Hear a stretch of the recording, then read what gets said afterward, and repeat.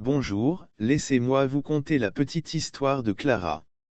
Dans un petit village entouré de forêts épaisses se dresse une maison abandonnée. Les volets sont cloués, les murs recouverts de mousse et de fissures. Personne n'ose s'en approcher. Car, chaque nuit, des pleurs d'enfants résonnent à travers les planches, comme un écho venu d'un autre monde.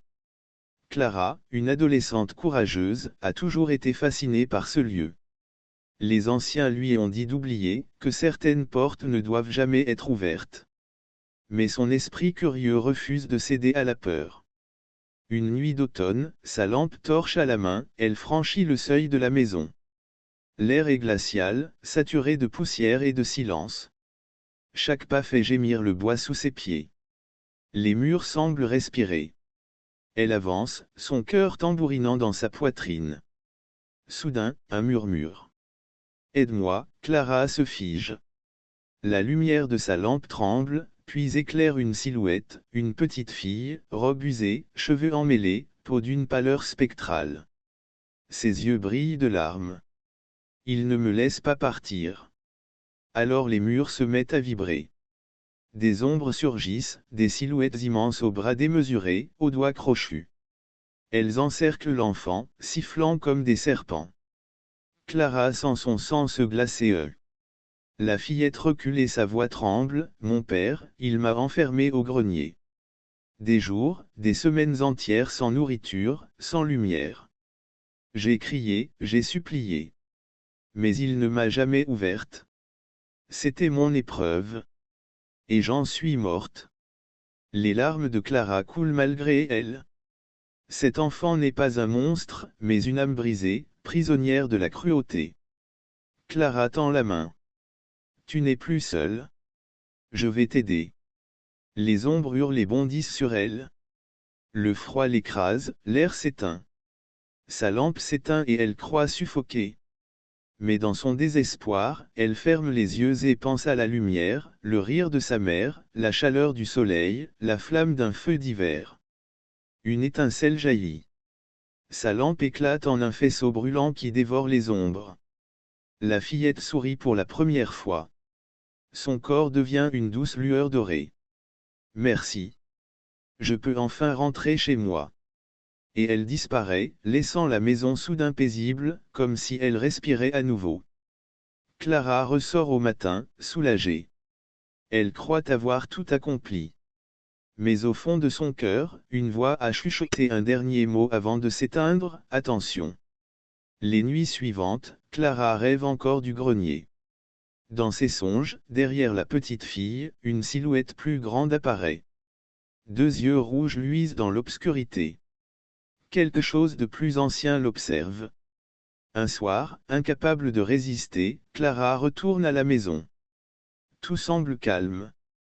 Pourtant, dans le grenier, sous les planches, elle découvre une trappe cadenassée. Elle la brise et descend un escalier qui plonge dans les ténèbres. En bas, une salle souterraine. Les murs sont couverts de symboles gravés au couteau.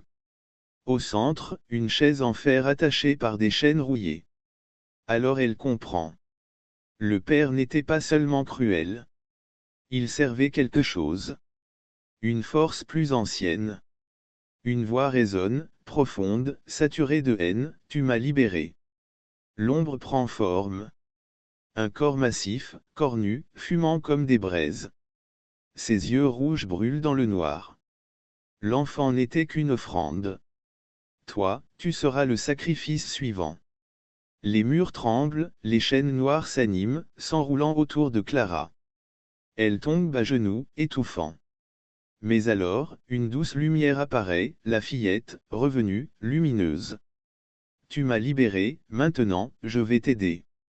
Les larmes de ses yeux deviennent des flammes blanches. Les chaînes brûlent et se brisent. Clara se relève. Sa lampe n'est plus une torche, c'est une sphère de lumière pure, vibrant comme un cœur. Elle marche vers le démon. Les ombres hurlent, se jettent sur elle, mais la fillette rit, et leur noirceur se dissout comme de la cendre. Clara crie, sa voix résonne dans tout le grenier, « Tu n'auras plus jamais d'enfant. » Elle plante la lumière dans la poitrine du démon. Une explosion illumine la salle.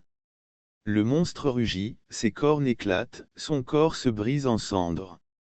Le sol se fissure, et d'anciennes chaînes de fer se referment d'elles-mêmes, enfermant pour toujours la créature dans les entrailles de la maison. Épuisée, Clara tombe à genoux. La fillette s'approche, son sourire tendre éclaire l'obscurité. Il est enfermé. Grâce à toi. Mais moi, je dois partir. Clara serre les poings, les larmes aux yeux. Non, attends. Tu m'as donné ce que personne n'a fait avant, de l'amour. C'est suffisant. Elle s'éteint lentement, comme une flamme paisible. Le dernier son qu'elle laisse derrière elle est un rire, léger, porté par le vent. Clara se relève, sort un talisman et emprisonne le fantôme puis d'un sourire maléfique s'exclama, « Petite débile ». Depuis le début, Clara était une personne maléfique qui aimait tromper les gens par sa fausse apparence de bonne personne, les utiliser pour accomplir des rituels. Elle quitta l'endroit et reprend sa route vers d'autres horizons pour de nouvelles victimes. Les histoires ne se terminent pas toujours comme on le souhaite. Surtout n'hésitez pas à commenter et à vous abonner à mon compte.